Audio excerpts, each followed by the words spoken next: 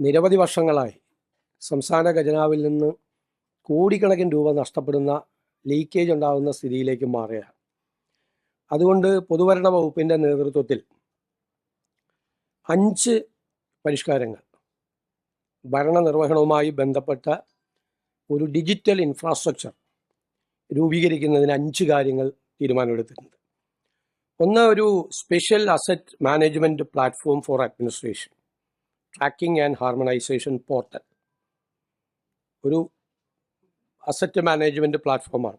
സർക്കാരിൻ്റെ ഉടമസ്ഥതയിലുള്ള മുഴുവൻ അസറ്റ്സിനെ കുറിച്ചുള്ള മുഴുവൻ ഡീറ്റെയിൽസ് അത് സർക്കാരിൻ്റെ പോർട്ടലിലുണ്ടാവും. മുഴുവൻ കാര്യങ്ങൾ, ഭൂമി, കെട്ടിടങ്ങൾ, പൈതൃക നിർമ്മിതികൾ, റോഡുകൾ, അണക്കെട്ടുകൾ, പാലങ്ങൾ, വാഹനങ്ങൾ, യന്ത്രസാമഗ്രികൾ ഉൾപ്പെടെയുള്ള മുഴുവൻ അസറ്റുകളുടെയും ഒരു രജിസ്റ്റർ ഉണ്ടാവും. 2, പ്ലാൻ സ്പേസ് 2, അതൊരു പ്രോജക്റ്റ് രജിസ്റ്ററാണ്. എല്ലാ വകുപ്പുകളും അനുമതി നൽകുന്ന എല്ലാ ക്യാപിറ്റൽ പ്രോജക്ട്സ്, മൂലധന ആദ്യത്തെ കാര്യം plan space 2.0 plan space project രജിസ്റ്ററാണ്. പ്ലാൻ അതായത് എല്ലാ വകുപ്പുകളും അനുമതി നൽകുന്ന എല്ലാ മൂലധന പദ്ധതികൾ, അതായത് ക്യാപിറ്റൽ പ്രോജക്ട്സ്, അതെല്ലാം ജിയോ ടാഗ് ചെയ്യും. അതിന് ഒരു GIS അധിഷ്ഠിത പ്രോജക്റ്റ് രജിസ്റ്റർ മൊഡ്യൂൾ ഉൾപ്പെടുത്തി നിലവിലുള്ള പ്ലാൻ സ്പേസ് 2 പ്ലാറ്റ്ഫോം വിപുലീകരിക്കാനാണ് ലക്ഷ്യമിടുന്നത്. നിലവിൽ 1900-ലധികം, ഏകദേശം 2000-ഓളം പ്ലാൻ പദ്ധതികളുടെ സാമ്പത്തികവും ഭൗതികവുമായ പുരോഗതി ഇതിപ്പോൾ ട്രാക്ക് ചെയ്യുന്നുണ്ടെങ്കിലും ഇതിൽ ജിയോ മാപ്പിംഗ് സംവിധാനമില്ല. പോർട്ടലിൻ്റെ സിംഗിൾ മാപ്പ് ലെയറിൽ പദ്ധതി നടപ്പാക്കുന്ന സ്ഥലം, കോർഡിനേറ്റുകൾ, നടപ്പിലാക്കുന്ന ഏജൻസികൾ, ഇത് ചെയ്യുന്നത്, അനുമതി നൽകുന്ന അധികാരികൾ, ഫണ്ടിൻ്റെ സോഴ്സസ്, നിർമ്മാണ ഘട്ടങ്ങൾ, ഇതെല്ലാം ഈ പ്രോജക്റ്റ് രജിസ്റ്ററിലൂടെ എല്ലാ പ്രോജക്റ്റുകളിലും ട്രാക്ക് ചെയ്യാൻ വേണ്ടിയിട്ടുള്ള സംവിധാനമാണ്. 3, ഗവൺമെൻറ് സ്ഥാപനങ്ങളുടെ സമഗ്രമായ ഒരു രജിസ്ട്രി, ഒരു അസറ്റ് രജിസ്റ്റർ. 591 ഇൻസ്റ്റിറ്റ്യൂഷൻസ് ഉണ്ട് സർക്കാരിൻ്റെ കീഴിൽ. ഏകദേശം 19,000 കോടിയോളം രൂപയാണ് ഇതിൻ്റെ സാലറി ആയിട്ട് പോകുന്നത്. പലതും പല കാലത്ത് രൂപീകരിച്ച സ്ഥാപനങ്ങളാണ്. ആ ഉദ്ദേശ ലക്ഷ്യങ്ങൾ കഴിഞ്ഞിട്ടും പല രീതിയിൽ അത് തുടരുകയാണ്. പല സ്ഥാപനങ്ങൾ, പലരും ഡെപ്യൂട്ടേഷനിലൊക്കെ പോവുകയാണ് പല ഡിപ്പാർട്ട്മെൻറ്റുകളിൽ നിന്നും. അതെല്ലാം നമ്മളിന്ന് സമഗ്രമാക്കും. അത് ഒരേ സ്വഭാവമുള്ള ധാരാളം സ്ഥാപനങ്ങളുണ്ട്. ആ സ്ഥാപനങ്ങളെ നമ്മൾ ഇൻ്റഗ്രേറ്റ് ചെയ്യും, സമഗ്രമാക്കും, ഒരുമിച്ച് ഇൻ്റഗ്രേറ്റ് ചെയ്യും. അതിനുള്ള ഒരു വിപുലമായ ഒരു പദ്ധതിയാണ് ചെയ്യുന്നത്. പിന്നെ 4-മത്തെ കാര്യം, കാലഹരണപ്പെട്ടതും അനാവശ്യവും പരസ്പര വിരുദ്ധവുമായ നിയമങ്ങളുടെ സമഗ്രമായ അവലോകനവും അതിൻ്റെ ഭേദഗതിയും. ഔട്ട്ഡേറ്റഡ് ആയിട്ടുള്ള ധാരാളം നിയമങ്ങളുണ്ട്. പിന്നെ പല ആക്ടിൽ തന്നെ പരസ്പര വിരുദ്ധമായ പ്രൊവിഷൻസ് ഉൾപ്പെടുത്തിയിട്ടുണ്ട്. 5-മത്തെ, മികച്ച ജീവിത സൗകര്യത്തിനും ബിസിനസ് സുഗമമാക്കുന്നതിനുമുള്ള പ്രോസസ്സ് പരിഷ്കാരങ്ങൾ. അതായത് ബിസിനസ്സുകൾ ആയിട്ട് വരുന്നവരൊക്കെ കേരള സർക്കാരുമായി നടത്തുന്ന ഇടപെടലുകളിൽ ലളിതമാക്കുന്നതിനായിട്ട് നിയമങ്ങൾ, ചട്ടങ്ങൾ എന്നിവ ആധുനികവൽക്കരിക്കുന്നതിന് വേണ്ടിയിട്ടുള്ള സംസ്ഥാനതല പ്രോസസ് റീ എഞ്ചിനീയറിംഗ് പരിപാടിയാണ്. അതായത് ധനകാര്യം, നിയമം, നികുതി, വ്യവസായം, റവന്യൂ, തദ്ദേശ സ്വയംഭരണ തുടങ്ങിയ പ്രധാന വകുപ്പുകളിലെ പരമ്പരാഗതമായ രീതികൾ പലപ്പോഴും പല ഫയലുകളായി പോകുന്നതിനും അനാവശ്യമായ പേപ്പർ സമർപ്പണത്തിനും ഒന്നിലധികം പരിശോധനാ ഘട്ടങ്ങൾക്കും അനാവശ്യമായ ഓഫീസ് സന്ദർശനങ്ങൾക്കും ഇത് കാരണമാകുന്നു. അപ്പോൾ നിർദ്ദിഷ്ട നമ്മൾ പറഞ്ഞ ഡിജിറ്റൽ തത്വങ്ങൾ സ്വീകരിച്ചുകൊണ്ട് ഈ സേവന നടപടികളെ ലളിതമാക്കാൻ വേണ്ടിയിട്ടുള്ളതാണ്. നമ്മളിത് നടപ്പാക്കി കഴിയുമ്പോൾ വലിയ മാറ്റമായിരിക്കും പദ്ധതികളുടെ കാര്യങ്ങളിൽ.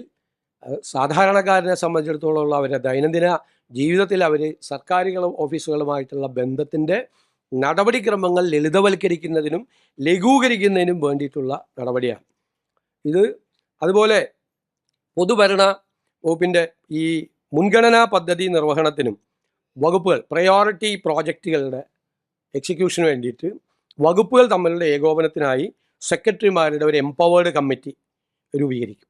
സെക്രട്ടറിമാരുടെ എംപവേർഡ് കമ്മിറ്റി രൂപീകരിക്കും. പിന്നെ തിരുവനന്തപുരം ജില്ലയിൽ നമ്മൾ നേരത്തെ 90 ഏക്കർ ഭൂമി ബ്രഹ്മോസ് എയ്റോസ്പേസ് നൽകിയിട്ടുണ്ട്. അത് 180 ഏക്കറാണ് അവർക്ക് കൊടുക്കേണ്ടത്. യഥാർത്ഥത്തിൽ 90 കൊടുത്തിട്ടുള്ളൂ. 90 കൂടി കൊടുത്താൽ മാത്രമാണ് DRDOയിൽ നിന്ന് അതിൻ്റെ ബാക്കിയുള്ള അംഗീകാരം കിട്ടുള്ളൂ. അപ്പോൾ ബാക്കിയുള്ള 90 ഏക്കർ കൂടി ബ്രഹ്മോസ് എയ്റോസ്പേസ് നൽകിക്കൊണ്ട് DRDOക്കാണ് നമ്മളത് കൊടുക്കുന്നത്. ആ തീരുമാനം എടുത്തിട്ടുണ്ട്.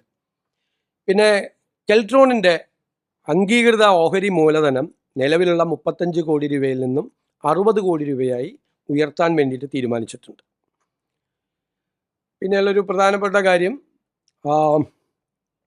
Additional director general of prosecution vigilance ആയി G ശശീന്ദ്രനെ നിയമിച്ചിട്ടുണ്ട്. ഇതാണ് പ്രധാനപ്പെട്ട തീരുമാനങ്ങൾ. അതുപോലെ ലേബർ കോഡ് നടപ്പാക്കുന്നതുമായി ബന്ധപ്പെട്ട് മുഖ്യമന്ത്രി എല്ലാ ട്രേഡ് യൂണിയനുകളുമായി സംസാരിച്ചൊരു തീരുമാനമെടുക്കും. ഡോക്ടർ KK രാമചന്ദ്രനെ Kerala state council for science, technology and എൻവയോൺമെൻറ്റിൻ്റെ എക്സിക്യൂട്ടീവ് വൈസ് പ്രസിഡൻ്റായിട്ട് നിയമിച്ചു. ഇത്രയും തീരുമാനങ്ങളാണ് എടുത്തിരിക്കുന്നത്. നമുക്ക് സംസ്ഥാനത്തുള്ള ഏജൻസികളെ ഏതെല്ലാം തരത്തിൽ ഫലപ്രദമായി ഉപയോഗിക്കാൻ പറ്റും ആ ഏജൻസികൾ ഉപയോഗിക്കും. കാരണം നമ്മുടെ ഡേറ്റാ സെക്യൂരിറ്റിയൊക്കെ വളരെ പ്രധാനപ്പെട്ട കാര്യമാണ്. ഇപ്പം നമ്മൾ പോർട്ടൽ ചെയ്തിരിക്കുന്നത് ഡിജിറ്റൽ യൂണിവേഴ്സിറ്റിയാണ് ചെയ്തിരിക്കുന്നത്. പോർട്ടൽ 100 ഡേയ്സിൻ്റെ പ്രോജക്റ്റ് ചെയ്തിരിക്കുന്ന ഡിജിറ്റൽ യൂണിവേഴ്സിറ്റിയാണ് പോർട്ടൽ. കേരളത്തിൽ തന്നെയുള്ള ഏജൻസിയാണ്. പിന്നെ അവരുടെ പരിമിതിക്ക് അപ്പുറം വന്നാൽ മാത്രമാണ് മറ്റ് ഏജൻസികളെ, സംസ്ഥാനത്തുള്ള ഏജൻസികളെ തന്നെ ഫലപ്രദമായി ഉപയോഗിക്കും. അതിൻ്റെ പരിധിക്ക് അപ്പുറത്ത് വരുവാണെങ്കിൽ മാത്രമാണ് മറ്റ് ഏജൻസികളെക്കുറിച്ച് നമ്മൾ ആലോചിക്കുക. അല്ല, ഇതിൻ്റെ അകത്തുള്ളൊരു പ്രശ്നം, ഇന്ത്യയിലെ എല്ലാ സംസ്ഥാനത്തും ഇത് നടപ്പാക്കി കഴിഞ്ഞു. കേരളത്തിൽ ഇത് നടപ്പിലാക്കിയിട്ടില്ല. ഇത് പാർലമെൻറ്റ് പാസ്സാക്കിയ നിയമമാണ്. ഇതിൻ്റെ പ്രശ്നം എന്ന് വെച്ച് കഴിഞ്ഞാൽ ഒരു തൊഴിൽ നിയമവും പ്രാബല്യത്തിലില്ല. മറ്റേ തൊഴിൽ നിയമങ്ങൾ ഇല്ലാതായി. അപ്പോൾ നമ്മളൊരു അനിശ്ചിതത്വമുണ്ട് ഈ രംഗത്ത്. അതെങ്ങനെ പരിഹരിക്കാൻ പറ്റും? പുതിയ ലേബർ കോഡിൽ വന്നിരിക്കുന്ന തൊഴിലാളി വിരുദ്ധമായ കാര്യങ്ങൾ എങ്ങനെ അതിനെ അഡ്രസ്സ് ചെയ്യും എന്ന് ചർച്ച ചെയ്യുന്നതിന് വേണ്ടിയിട്ടാണ്. നടപ്പാക്കില്ല എന്ന് പറയാൻ എളുപ്പമാണ്, പക്ഷേ ഒരു തൊഴിൽ നിയമവും പ്രാബല്യത്തിലില്ലാത്ത സ്ഥിതി വരും. നേരത്തെ തൊഴിൽ നിയമങ്ങളെല്ലാം ഇല്ലാതായി. ഗവൺമെൻറ്റിൻ്റെ മുമ്പിലുള്ള പ്രശ്നം മനസ്സിലായല്ലോ. നേരത്തെ ഒരു തൊഴിൽ നിയമവും ഇല്ല. ഒരു തൊഴിൽ നിയമവും ഇല്ലാതെ ഈ തൊഴിലാളികളെ പ്രൊട്ടക്റ്റ് ചെയ്യാൻ പറ്റുമോ? ഇതിൻ്റെ അകത്തുള്ള എല്ലാ കാര്യങ്ങളോടും അല്ല എതിർപ്പ്. 3-4 പ്രധാനപ്പെട്ട പോയിന്റുകളാണ് എതിർപ്പ്. ഞങ്ങളും പാർട്ടി എന്നുള്ള നിലയിൽ ലേബർ കോഡിനെ പാർലമെൻറ്റിൽ ഞങ്ങൾ എതിർത്തതാണ്. പക്ഷേ ഏതെങ്കിലും തൊഴിൽ നിയമം സംസ്ഥാനത്ത് ഇല്ലാതിരിക്കുന്ന ഒരു സാഹചര്യം വരാൻ പറ്റുമോ? തൊഴിലാളികൾക്ക് പ്രൊട്ടക്ഷൻ ഇല്ല. അപ്പോൾ അങ്ങനത്തെ ഒരു അനിശ്ചിതത്വം നിലനിൽക്കുകയാണ്. അതിനൊരു പരിഹാരം ഉണ്ടാകണ്ടേ? തീർച്ചയായിട്ടും വിലക്കയറ്റം നിയന്ത്രിക്കുന്നതിന് വേണ്ടിയിട്ടുള്ള സജീവമായ ഇടപെടലുകൾ സംസ്ഥാന സർക്കാർ നടത്തുന്നുണ്ട്. സർക്കാരിൻ്റെ 2 മാസത്തെ പ്രവർത്തന കാലയളവിൽ 448 കോടി രൂപ ഇപ്പം തന്നെ വകുപ്പിനായി അനുവദിച്ചു. വിപണി ഇടപെടലിനായി 273 കോടി രൂപയും, അതായത് സൗജന്യ കിറ്റ് ഉൾപ്പെടെ, നെല്ല് സംഭരണ ബോണസായി 154 കോടി രൂപയും, ഗതാഗത ചാർജ് ഇനത്തിൽ 20 കോടി രൂപയും കൊടുക്കും. ഓണക്കാലത്തെ മുന്നൊരുക്കങ്ങളൊക്കെ അന്തിമഘട്ടത്തിലാണ്. മഞ്ഞ കാർഡ് ഉടമകൾക്കും ക്ഷേമ സ്ഥാപനങ്ങളിലെ അന്തേവാസികൾക്കുമായി 6 ലക്ഷത്തിലധികം സൗജന്യ ഓണക്കിറ്റുകൾ വിതരണം ചെയ്യും. ഇതിനായി പണം അനുവദിച്ചിട്ടുണ്ട്. 854 രൂപ ചെലവ് വരുന്ന 16 ഇനങ്ങൾ അടങ്ങിയ കിറ്റുകളുടെ വിതരണം ഓഗസ്റ്റ് 10 മുതൽ 20 വരെ നടപ്പാക്കും. വിപണിയിലെ അരി വിലക്കയറ്റം നിയന്ത്രിക്കാൻ 1,65,932 മെട്രിക് ടൺ അരിയും 24,506 മെട്രിക് ടൺ ഗോതമ്പും ലഭ്യമാക്കും. മുൻഗണനേതര വിഭാഗത്തിലെ നീല കാർഡുകാർക്ക് 10 രൂപ 90 പൈസ നിരക്കിൽ 3 കിലോ അരിയും 8 രൂപ 70 പൈസ നിരക്കിൽ 2 കിലോ ഗോതമ്പും സ്പെഷ്യൽ ആനുകൂല്യമായി വിതരണം ചെയ്യും. പിന്നെ വിപണി ഇടപെടലിൻ്റെ ഭാഗമായി തിരുവനന്തപുരം, എറണാകുളം, കോഴിക്കോട് ജില്ലകളിൽ ഓഗസ്റ്റ് 8 മുതൽ 25 വരെ ഓണം മെഗാ ട്രേഡ് ഫെയറുകൾ ഉണ്ടാകും. മറ്റ് 11 ജില്ലകളിൽ ഓഗസ്റ്റ് 16 മുതൽ 25 വരെ ഓണം ജില്ലാ ഫെയറുകളും 126 നിയമസഭാ മണ്ഡലങ്ങളിൽ ഓണം മാർക്കറ്റുകളും സംഘടിപ്പിക്കും. അപ്പോൾ വിപണിയിലെ വിലക്കയറ്റം ഇടപെടാൻ വേണ്ടി ജാഗ്രതയോടുകൂടി സർക്കാർ പ്രവർത്തിക്കുന്നുണ്ട്. 3 ഗഡുക്കളായിട്ടാണ് തദ്ദേശ സ്വയംഭരണ സ്ഥാപനങ്ങളിലെ ഫണ്ട് കൊടുക്കുന്നത്. ആ 3 ഗഡു കൊടുക്കാതെ ഇറങ്ങിപ്പോയ ആളുകളാണ് ഇപ്പോൾ സമരം ചെയ്യുന്നത്. ഞങ്ങൾ 1 ഗഡു കൊടുക്കുന്നതിനുള്ള നടപടികൾ പൂർത്തിയാക്കി വരികയാണ്. 1 ഗഡു കൊടുക്കുന്നതിനുള്ള 1 ഗഡു കൊടുക്കും, ഉടൻ വിതരണം ചെയ്യും. അല്ല, ഒന്നാം ഗഡു കൊടുക്കുമെന്ന് തീരുമാനം എടുത്തിട്ടുണ്ട് സർക്കാർ, ഉടനെ വിതരണം ചെയ്യും. വളരെ ഗൗരവമുള്ള ഇതാണ് കിട്ടിയിരിക്കുന്നത്. 3 അധ്യാപകരെ അറസ്റ്റിലാണ്. വളരെ ഷോക്കിംഗ് ആയിട്ടാണ്. ഒരു ഡോക്ടർ അറസ്റ്റിലാണ്, ഒരു പ്രാക്ടീസിങ് ഡോക്ടർ അറസ്റ്റിലാണ്. കേസാണ്, അറസ്റ്റാണോ നോക്കണം, കേസാണ്. വലിയ ഷോക്കിംഗ് ആയിട്ടുള്ള കാര്യമാണ്. അധ്യാപികമാർ കൂടി ഇതിൽ ഉൾപ്പെട്ടിട്ടുണ്ട് എന്ന് പറയുന്നത് എത്രമാത്രം ഈ ലഹരി മരുന്ന് വ്യാപിപ്പിച്ചിട്ടുണ്ടെന്നും അതിൻ്റെ നെറ്റ്വർക്ക് എത്ര വലുതാണെന്നുള്ളതിൻ്റെ ഒരു വലിയ ഇതാണ് റിയാക്ഷൻ. അപ്പോൾ തൂഫാൻ നടക്കുന്നത് കൊണ്ടാണ് അതിശക്തമായി കർശനമായി ആ പദ്ധതി സർക്കാർ നടപ്പാക്കുകയാണ്. നമ്മളൊരു പ്രയോറിറ്റി പ്രോഗ്രാമാണ് തൂഫാൻ എന്ന് പറഞ്ഞാൽ ഗവൺമെൻറ്റിൻ്റെ. അല്ല, അതൊക്കെ നടപടിക്രമങ്ങളെല്ലാം ലഘൂകരിക്കും. നടപടിക്രമങ്ങൾ അങ്ങനെ ഒരു പരാതി ശ്രദ്ധയിൽപ്പെട്ട് കഴിഞ്ഞാൽ അതൊക്കെ പരിഹരിക്കും. ഇതിന് പണവും കൊടുത്തിട്ടുണ്ട്, നമ്മൾ ആവശ്യമായ പണവും കൊടുത്തിട്ടുണ്ട്. ബജറ്റിൽ തന്നെ ബജറ്റ് പ്രസംഗത്തിൻ്റെ മറുപടിയിൽ പ്രത്യേകമായി പണം ഈ പദ്ധതിക്ക് വേണ്ടി അനുവദിച്ചിട്ടുണ്ട്. നമ്മൾ ആ കേസൊക്കെ ഒരു ധൃതിയും കൂടാതെ സമചിത്തതയോടുകൂടി ഏകാഗ്രതയോടുകൂടി കാര്യങ്ങൾ മനസ്സിലാക്കി SIT രൂപീകരിച്ച ആദ്യത്തെ മന്ത്രിസഭാ യോഗത്തിൽ ആ SITയുടെ അന്വേഷണത്തിൻ്റെ ആദ്യത്തെ റിപ്പോർട്ട് കിട്ടി. ആദ്യത്തെ റിപ്പോർട്ടിലെ കാര്യങ്ങൾ അനുസരിച്ചുകൊണ്ട് അവരെ ബന്ധപ്പെട്ട ഉദ്യോഗസ്ഥരെ സസ്പെൻഡ് ചെയ്തു. പിന്നീട് രണ്ടാമത്തെ റിപ്പോർട്ട് കിട്ടി. ആ രണ്ടാമത്തെ റിപ്പോർട്ട് DGP പരിശോധിച്ച് ഈ അഡീഷണൽ DGPക്ക് അദ്ദേഹത്തെ കേൾക്കാനുള്ള അവസരം കൊടുത്ത്, മനസ്സിലായില്ലേ, നടപടിക്രമങ്ങൾ പൂർത്തിയാക്കി നടപടിയെടുത്തു. ആഭ്യന്തര മന്ത്രിയെ കണ്ട്, ഞാൻ കണ്ടു, ഫയൽ കണ്ട്, നടപടിയെടുത്തു. എല്ലാ നടപടിക്രമങ്ങളും പൂർത്തിയാക്കിയിട്ട് അതിൻ്റെ ഇടയിൽ കുറേ മാധ്യമങ്ങൾ അദ്ദേഹത്തെ രക്ഷപ്പെടുത്താൻ വേണ്ടി മുഖ്യമന്ത്രി ആഭ്യന്തരമന്ത്രിയും കൂടി ശ്രമിക്കുന്നു എന്നൊക്കെ ഒരുപാട് വാർത്ത കൊടുത്തു.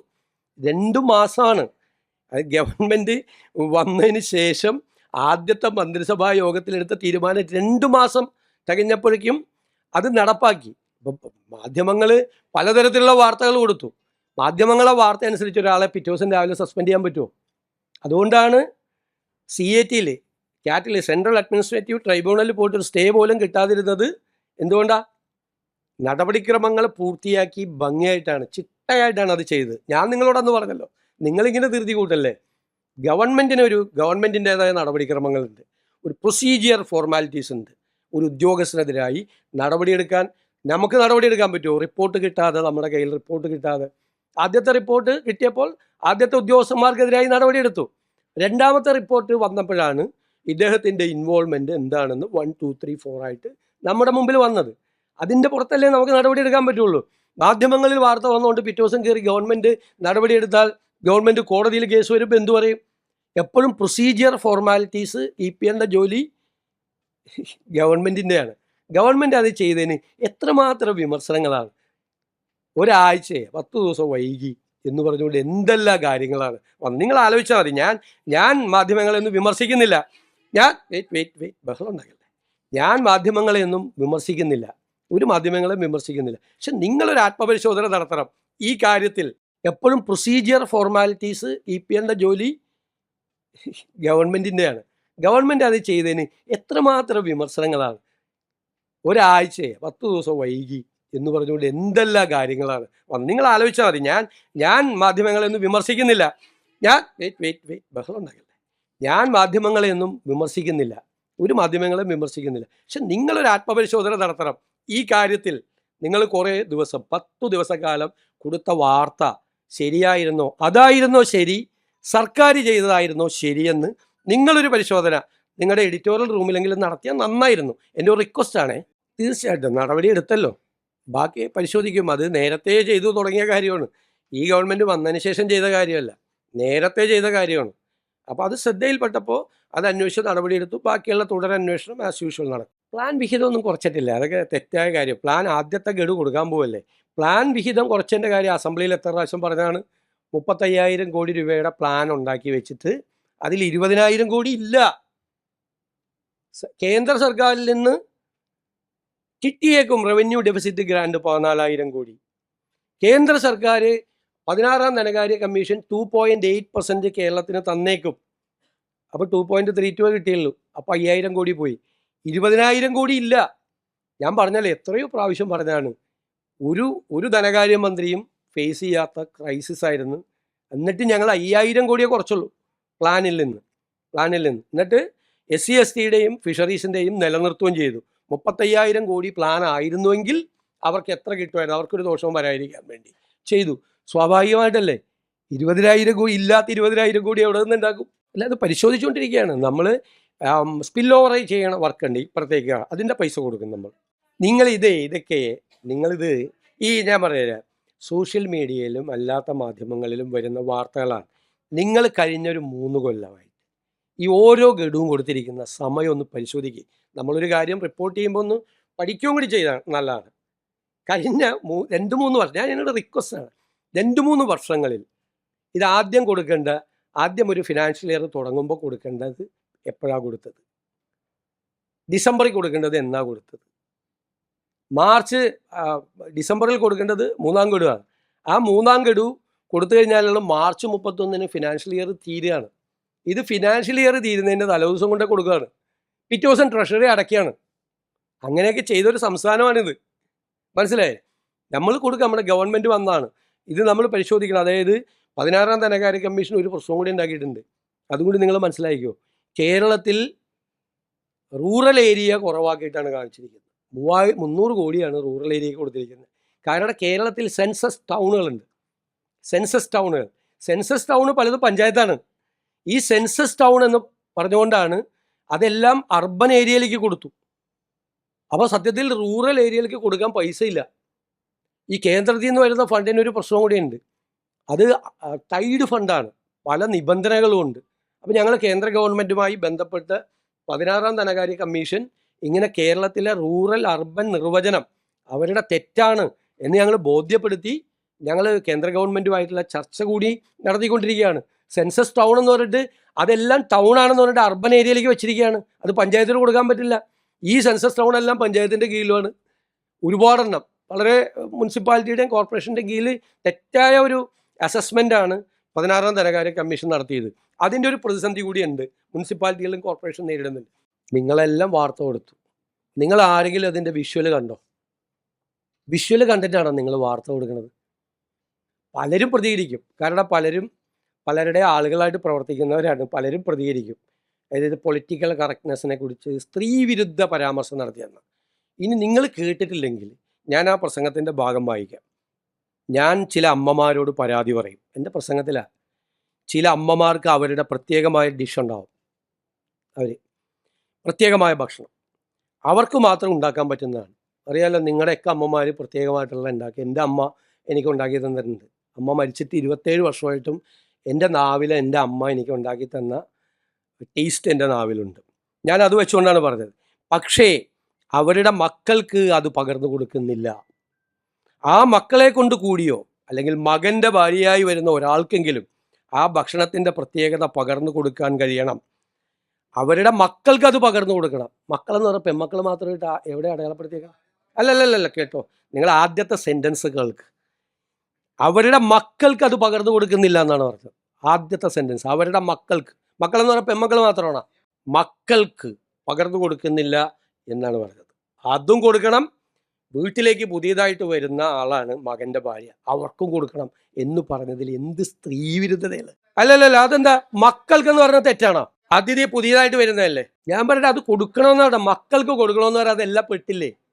നിങ്ങൾ മൈക്രോസ്കോപ്പ് അല്ലല്ല, കുറച്ച് ആളുകൾ മൈക്രോസ്കോപ്പിക് ലെൻസുമായിട്ട് വെച്ചിട്ട് എന്തെങ്കിലും ഉണ്ടാകുന്ന നോക്കണം. മക്കൾക്കത് പകർന്നു കൊടുക്കണം. ഞാനതിൽ ഉറച്ചു നിൽക്കുന്നു. മക്കൾക്കത് പകർന്നു കൊടുക്കണം എന്നാണ്. ഇങ്ങനെയുള്ള കാര്യങ്ങൾ സംസാരിക്കുമ്പോൾ അതിൽ നിന്ന് ഈ കൗശലത്തോടുകൂടി ഈ എന്ത് സ്ത്രീവിരുദ്ധ പരാമർശമാണുള്ളത്? ഒരമ്മ മക്കൾക്ക് അവരുടെ കാര്യം പകർന്നു കൊടുക്കണം എന്ന് പറയില്ല. നിങ്ങൾ ഇത്രയും താഴോട്ട് പോകരുത്. എടാ, നിങ്ങൾക്ക് എന്നെ വിമർശിക്കാനുണ്ടെങ്കിൽ വേറെ എന്തെല്ലാം കാര്യങ്ങളുണ്ട്. ഇല്ലാത്തൊരു കാര്യം ഊതി വീർപ്പിച്ച് ഞാൻ പറയാം, നിങ്ങളുടെയൊക്കെ ക്രെഡിബിലിറ്റി പോകും. അല്ലല്ല, വെയിറ്റ് എൻ്റെ ക്രെഡിബിലിറ്റി ഒന്നും പോവില്ല. എൻ്റെ വിശ്വാസ്യതയും എനിക്ക് ഈ നിലപാട്. എന്നിട്ട് പറയാണ്, ഞാൻ സ്ത്രീകളെ KSRTC ബസ്സിൽ കയറ്റി 16-ാം നൂറ്റാണ്ടിൽ കൊണ്ട് സ്ത്രീകളെ KSRTC ബസ്സിൽ സൗജന്യം കൊടുത്താണ് കുഴപ്പം. അതെനിക്ക് മനസ്സിലായി. ഞാൻ ഐ ഹാവ് ഓൾറെഡി ആൻസേർഡ്. ഇനി വേറെ എനി മോർ ക്വസ്റ്റ്യൻ? ഇല്ല, ഇത് അനുവദിക്കാൻ പറ്റില്ല. അല്ലല്ല, ഞാൻ വന്നിരുന്നിങ്ങനെ സംസാരിക്കുമ്പോൾ നിങ്ങളെല്ലാവരും കൂടി ബഹളം ഉണ്ടാക്കുന്നത് ശരിയല്ല. നിങ്ങൾക്കൊരു ഡിഗ്നിറ്റി ഉണ്ട്. ഇവിടെ ഇരുന്ന് സംസാരിക്കുന്നത് ഞാനൊരു പൊസിഷനിൽ നിന്ന് സംസാരിക്കുക. നിങ്ങൾ പത്രസമ്മേളനം ഇങ്ങനെ വെറുതെ ബഹളം ഉണ്ടാക്കി. ഞാൻ ഇതുപോലെ ഒരു മുഖ്യമന്ത്രി ഇരുന്ന് തന്നിട്ടില്ല. ഇതുപോലെ നിങ്ങളുടെ ഓരോ ചോദ്യത്തിനും മറുപടി പറയാം. പക്ഷേ നിങ്ങൾ ആ മര്യാദ നിങ്ങൾ കൂടി കാണി. നിങ്ങൾ എന്ത് ബഹളം ഉണ്ടാക്കുന്നത്? അപ്പം തന്നെ നടപടിയെടുത്തല്ലോ. എനിക്കാണ് കത്തയച്ചത്. അപ്പം തന്നെ ഇമ്മീഡിയറ്റ് ആയിട്ട് തെറ്റായ ഒരു കാര്യമാണ് അവർക്കെതിരെ പ്രചരിപ്പിച്ചത്. അപ്പം തന്നെ നടപടിയെടുക്കാൻ തീരുമാനിച്ചു. 2 പ്രധാനപ്പെട്ട കാര്യങ്ങൾ ഞാൻ പറഞ്ഞു. ഒന്ന്, എന്താ പ്രചരിപ്പിച്ചത് പ്രതിപക്ഷ നേതാവ്? ഈ അമുസ്ലിം അംഗങ്ങളെ നിയമിക്കാൻ വേണ്ടി സർക്കാർ ഹൈക്കോടതിയിൽ പറഞ്ഞു. സർക്കാർ എന്താ ഹൈക്കോടതിയിൽ പറഞ്ഞത്? ഇപ്പോൾ വന്ന കേസ് തള്ളിക്കളയണമെന്നാണ് പറഞ്ഞത്. ആണല്ലോ. അതിൻ്റെ അർത്ഥം എന്താ? ഇപ്പോൾ ഉള്ള 4 കേസുകൾ തള്ളിക്കളയണം ഹൈക്കോടതിയിൽ. വഖഫ് ബോർഡ്, അദ്ദേഹം മുഖ്യമന്ത്രിയായിരുന്ന സമയത്ത് നിയമിച്ച വഖഫ് ബോർഡ് നേരെ സുപ്രീം കോടതിയിൽ പോയി. എന്നിട്ട് അവരെ പ്രവർത്തനം ഫ്രീസ് ചെയ്തു ഹൈക്കോടതി. എന്നിട്ട് പറഞ്ഞു സംസ്ഥാന സർക്കാർ കേസ് തള്ളിക്കളയണമെന്ന് ആവശ്യപ്പെട്ടിട്ടും ഹൈക്കോടതി അത് തള്ളിക്കളയാതെ അവരുടെ പ്രവർത്തനം മന്ദീഭവിപ്പിച്ചു എന്ന പ്ലീസ് നോ പറഞ്ഞു, കൃത്യമായിട്ട് പറഞ്ഞു. അപ്പോൾ സംസ്ഥാന സർക്കാർ ഈ കേസ് തള്ളിക്കളയണം എന്ന് ഹൈക്കോടതിയിൽ പറഞ്ഞു വന്ന പിന്നെ എന്താ അതിൻ്റെ അകത്ത് വിവാദം? രണ്ടാമത്തെ കാര്യം ഈ വഖഫ് ബോർഡ്, LDF സർക്കാർ വെച്ച വഖഫ് ബോർഡ് അവിടെ പറഞ്ഞെന്താണെന്നറിയോ? ഞങ്ങൾ ചെയ്തോളാം, ഈ 2 പേരെ കൂടി വെച്ചുകൊണ്ട്, അമുസ്ലിങ്ങളായ ആളുകളെ കൂടി വെച്ചുകൊണ്ട് ഞങ്ങൾ ഇത് പുനഃസംഘടിപ്പിച്ചു കൊള്ളാം. മൂന്നാമത് പറഞ്ഞൊരു കാര്യം അറിയാമോ?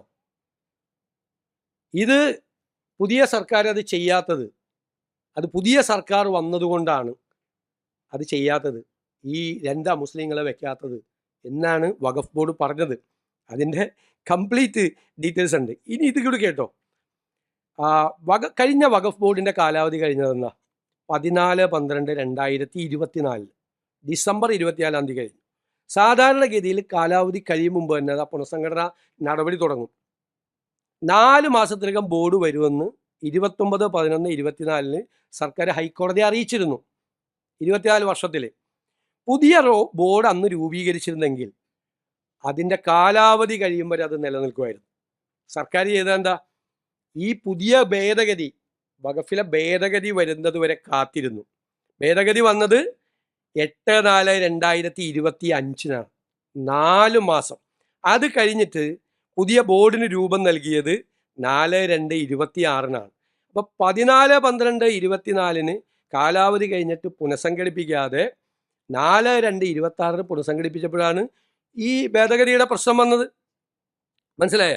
എല്ലാ അംഗങ്ങളെയും നോമിനേറ്റ് ചെയ്യാൻ അവസരം ലഭിക്കാനായിട്ടാണ് പുതിയ ബോർഡ് രൂപീകരണം വൈകിപ്പിച്ചത്. മനസ്സിലായില്ലേ?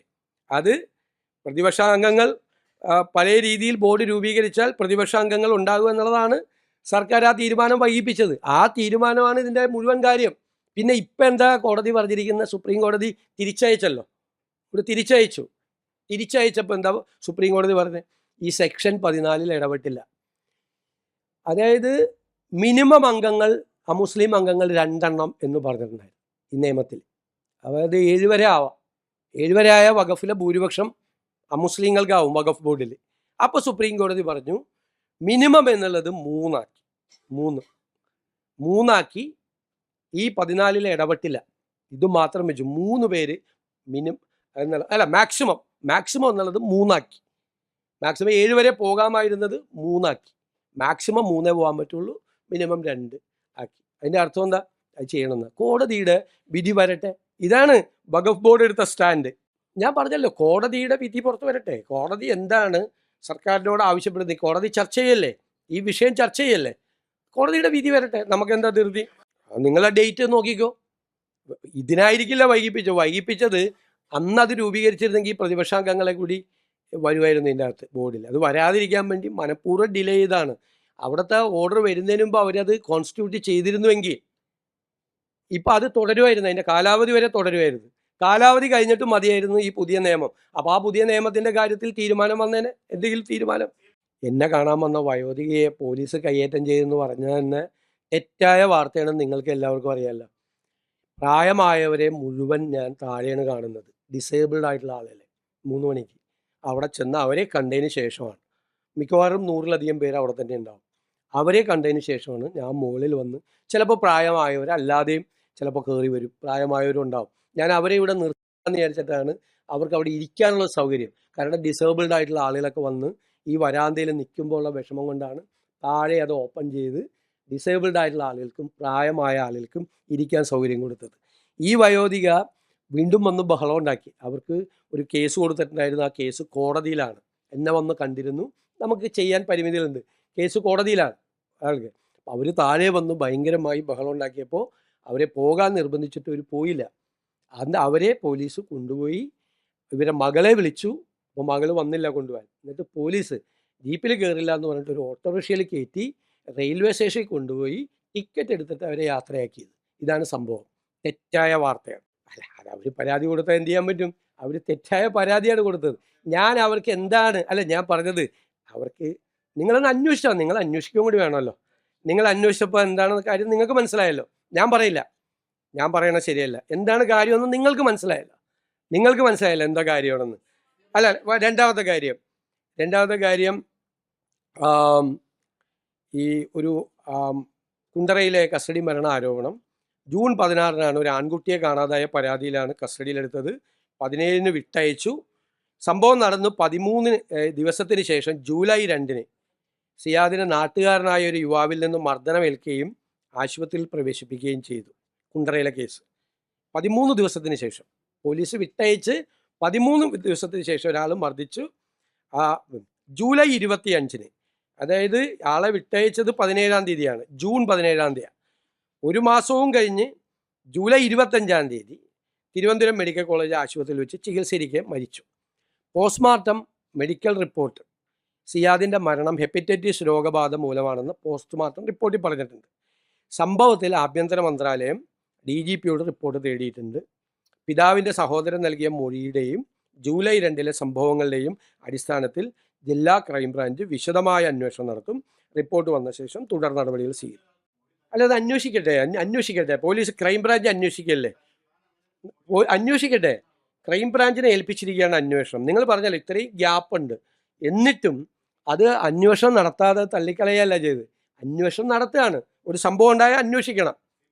അല്ല, ഇത് പറഞ്ഞാണ് ഇതിൻ്റെ ബാക്ക്ഗ്രൗണ്ട് പറഞ്ഞിട്ടും ഗവൺമെൻറ് എന്താ തീരുമാനം എടുത്തേക്കണം? സർക്കാർ തീരുമാനം എടുത്തേക്കണം. ഞാൻ മൊഴിയുടെ കാര്യമാണ്. സർക്കാർ എടുത്തേക്കണ തീരുമാനം എല്ലാ അടിസ്ഥാനത്തിൽ ജില്ലാ ക്രൈംബ്രാഞ്ച് വിശദമായ അന്വേഷണം നടത്തും. ആ റിപ്പോർട്ട് വന്നാൽ ആ റിപ്പോർട്ടിൻ്റെ അടിസ്ഥാനത്തിൽ സർക്കാർ തീരുമാനമെടുക്കും. നിങ്ങൾ ചോദിക്കാത്തൊരു ചോദ്യമുണ്ട്. CPMൻ്റെ കേന്ദ്ര കമ്മിറ്റി ആ റിപ്പോർട്ടിൽ പാർട്ടി അതിൻ്റെ മതേതര നിലപാട് കളഞ്ഞു കുളിച്ചു എന്നാണ് റിപ്പോർട്ട്.